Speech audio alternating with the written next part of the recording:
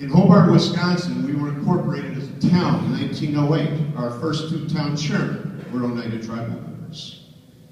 These two men saw themselves as Americans. They ran for elected office, they served, they performed their duties diligently, and they were Americans. That's why they did what they did. That's why they could do what they did.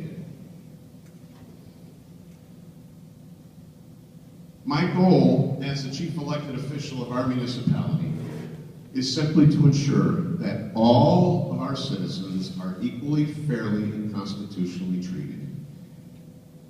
At one time in my life, I took an oath that I would die to protect that ideal. I am still protecting it, and I am still committed to securing it on a daily basis.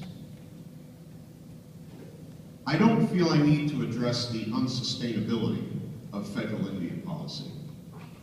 That is the unsustainability is the endless subsidizing of 560 plus federally recognized Indian tribes across this nation to an ever larger and larger degree, mushrooming more and more every year.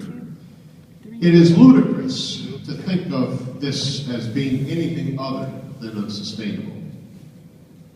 It should be enough, and I think it is enough, to attack the demerits of dysfunctional federal Indian policy solely on the basis of our American values and law. We once had a president who exhorted us to seek what we could do for our country, not what our country could do for us. Today, it is literally the opposite exhortation that is heard from corner to corner of this generous nation. What our nation so desperately needs is to return to the politics of national interest, not the politics of divisiveness, of class, and the interests of special groups or ethnicities. I chuckle to myself when I think of the prominence that diversity assumes in our national agenda. We must provide for diversity of race, diversity of sexual orientation, diversity of language, diversity of economic class, diversity of religion, and so on and so forth. I am a practicing Catholic. My wife is a practicing Jew. My dad converted from Lutheranism. One of my sisters-in-law is a Black American. One of my sisters has become a Baptist. And one of my brothers has joined an Assembly of God congregation. We did not need an act of Congress or any agency's rulemaking to realize this diversity. The good Lord and Mother Nature has provided more diversity around our own dinner table than the federal government ever has with all of its programs. Our federal government believes that it must secure and advance this so-called diversity of every metric imaginable. Yet we are called the United States of America. Seems to me that unity requires a hell of a lot more work than diversifying that which is already diverse. Politicians have mastered the fraud of taxing one group of citizens and bestowing this wealth on another class, all the while somehow justifying this on the basis of imagined and manipulated inequalities. This is tried and true and accomplished time after time after time. This is, to a very large degree, what is going on with the disparity and unconstitutionality of pitting one group of Americans as the aggrieved against another group of Americans as the aggressor. The real scoundrels are the lawmakers themselves, who seek nothing more but their own prosperity, power, and prestige by foisting this nonsense on good, God-fearing, tax-paying, law-abiding Americans.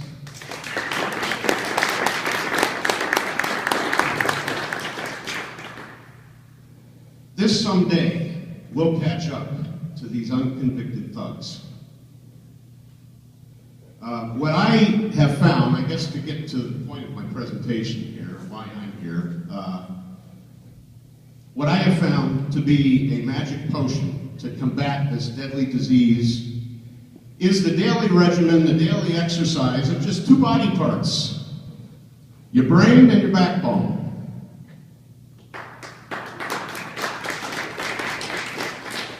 How often do we know what's right and fail to act? Too often we lack the courage to do or say what needs to be done or said. More often than not, we know what the right thing is, we know what the constitutional precept is, but we fear being labeled as racist, as insensitive, as politically incorrect, as ignorant, uneducated, unrefined, biased. It's natural to feel intimidated by a public, a press, or an electronic media that levels these accusations against us with a deafening voice and seemingly overwhelming power and influence. But how can we live with ourselves without to the same degree asserting our courage of conviction? All I can say is what Sam Adams once said. One of our founding fathers, a framer of the Constitution. I'll bring this up to 21st century lingo and avoid the ye's and be's and thou's. He said, if you love wealth better than liberty, the tranquility of servitude better than the animating contest of freedom, go home from us in peace. We ask not your counsel or arms. Crouch down and lick the hands which feed you. May your chains set lightly upon you, and may posterity forget that you were ever our countrymen. My own experience at home in dealing with the Oneida Tribe of Indians has been one of evolving and enlightening realizations. Initially, I believed that the tribe was misunderstood and that they were truly aggrieved and that no one was willing to work with them. Very soon after initiating a first ever service agreement with them, as I was village president at the time, I was snake bitten with how the tribe used this agreement at cross purposes with their stated intentions. A service agreement is meant to acknowledge that a tribe does not have to pay property taxes on land in federal trust, yet they acknowledge receiving government services. The agreement defined how these services are to be calculated and compensated for what is in effect a payment in lieu of taxes. While the Oneida tribe then agreed to render the agreed upon payment, it came with additional provisions and conditions. These provisions typically require that the receiving government must pledge not to challenge or oppose land going into federal trust.